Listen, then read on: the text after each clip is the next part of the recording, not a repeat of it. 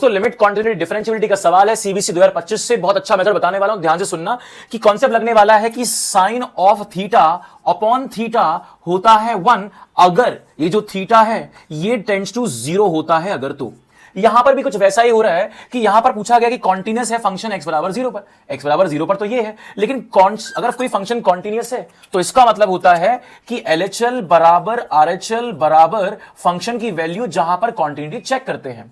अब LHL क्या होता है, RHL क्या होता है, आप सिंपल समझिए कि limit x tends to a f of x।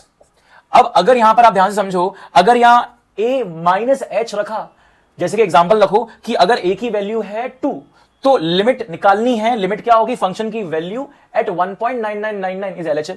RHL क्या होगा, at x equal to 2 function की value at 2.000001 and so on. समझ में आया? तो x इक्वल टू 2 के राइट पे फंक्शन की value RHL, x equal to 2 के लेफ्ट पे फंक्शन की वैल्यू LHL, ये होता है। अब यहां पर मुझे बस ये समझना है कि यहां पर ये वाला पार्ट तो डिफाइंड है इक्वल टू 1, मुझे बस लिमिट की वैल्यू, इसकी वैल्यू 1 करनी है। आप देखिए लिमिट की वैल्यू 1 कर देनी है। अब यहां पर आप समझिए कि अगर x टेंड्स टू 0 होगा तो ये भी 0 होगा, मतलब ये वाली प्रॉपर्टी लग रही है।